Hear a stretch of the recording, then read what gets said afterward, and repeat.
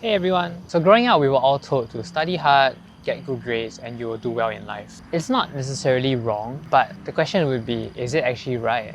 So truth to be told is that education has always been a big part of our lives ever since we are young. We go through primary, secondary, tertiary education, and that takes a big chunk of our lives. So back then, we were all told that if we study hard, if we get good grades, we can actually get a good job and we'll be well to do in life. Growing up, I had two major interests, which is animals and drawing. And I've never actually thought that either of them could be something that I could do for a career. And I never dabbled into any of them and only saw them as interests. And starting all the way in primary education, grades was something that determined whether we were good kids or bad kids. And due to the nature of the education system, there was clearly a segregation between students with good grades and students with not so good grades. It affected the way our parents saw us, it affected the way that teachers saw us, it affected the way that our peers saw us. And when I actually went on from primary to secondary education, at the start I was actually placed at the quote-unquote top class with all the students with good grades. Initially when I was placed in the top class, I felt I was doing something right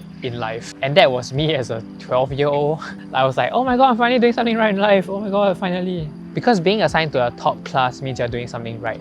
And especially in an Asian context like ours, we all wanted our parents to be proud of us. And the fact is that if you are in the top class means your parents will be automatically proud of you, right? So subsequently, as the pace picked up and the difficulty of the content and the subjects get tougher, I found myself falling back in terms of grades. And that was really evident in my report cards. I went from scoring A's to C's and D's. And towards the end of secondary education, and on the report card, it writes your position in your class and your position in your cohort. And for mine, it actually wrote that I was actually last in class and I was one of the last in the cohort. To be placed in the top class but still be at the bottom of the cohort was something that really...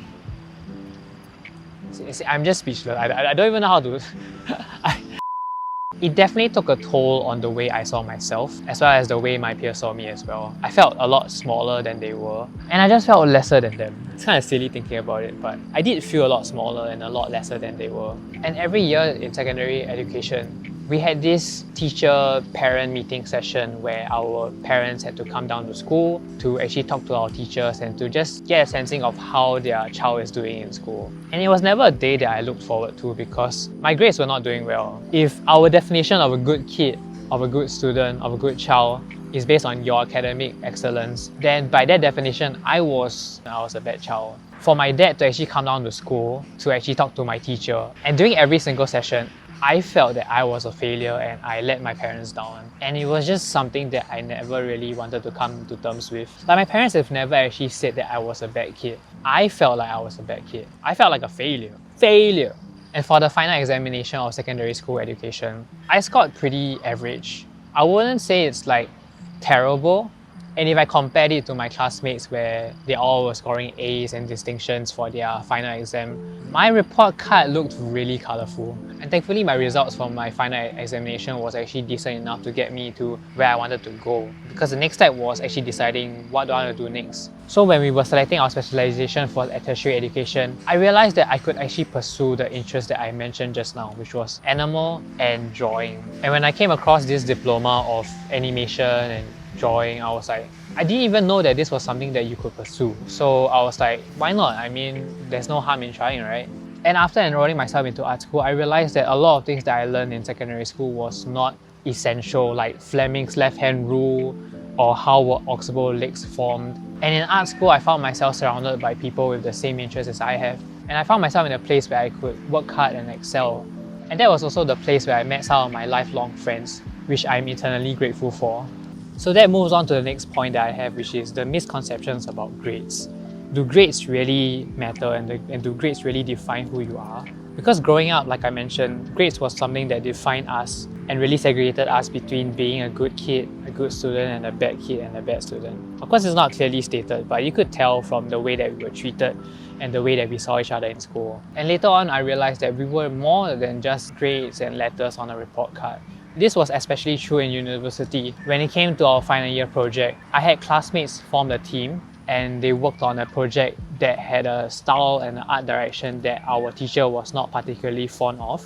to the point whereby he constantly ridiculed and kept shooting them down for choosing and for sticking to the art direction in front of everybody in class. And that was something that was really eye-opening in the sense whereby they actually didn't listen to the teacher and they really knew and they really had a vision of what they wanted, to the point whereby when they actually finished the project, it was one of the most well-received projects of our cohort.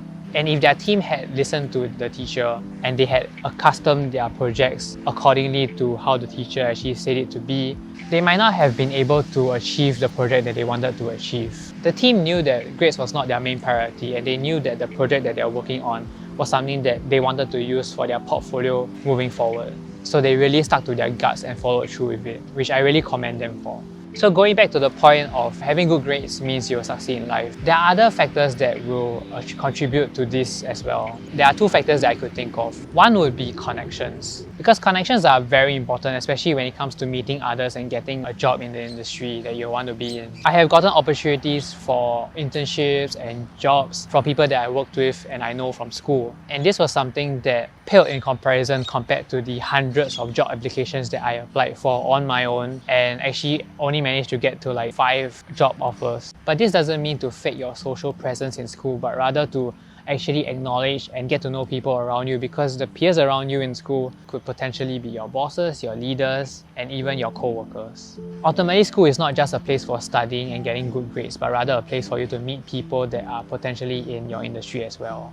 And another important point would be communication. Because having good grades is important, but being able to communicate your point across is even more important than grades. Back in school, there will be instances where classmates will teach one another in terms of the subjects that they are not really familiar with and not really confident in. And being able to put your point across and allow others to understand the certain topic will actually show how much you actually understand the topic as well. This skill is even more important moving forward in your career, because there will be instances where you are very experienced and skilled in this particular topic, but then your bosses and your leaders might not be. And having the communication skill to actually condense this information, this jargon, to tangible and digestible information for your leaders and your bosses to understand, that is something that not everyone has. But despite all of this, grades are still important. Why do I say that? Going back to the point of my secondary school education and my results, if I didn't score a decent grade for my results, I might not have been able to get into that art school and meet my lifelong friends and even get to where I am now. Because as much as how grades are not the most important, they are still important in the sense whereby they open doors and opportunities for you moving forward. So being able to do decently well in your grades is still important. And if you're currently struggling with your grades and feeling lost and inadequate, just remember that grades are not the end-all be-all of things, and you can still think about what you want to do moving forward. And who knows, I mean, I was terrible in secondary school, but when I went into art school, I actually found myself in an environment that I could excel and do well in. Maybe you're just a fish that's being graded for your ability to climb a tree. And maybe one day you'll find yourself in an environment that you could excel and do well in. So I hope you guys enjoyed this video. If you have any thoughts and comments about the topic that we discussed today, don't forget to leave them in the comment section below. And if you enjoyed the content that I'm putting out, don't forget to leave a like and subscribe. And I'll see you guys next time. Boop.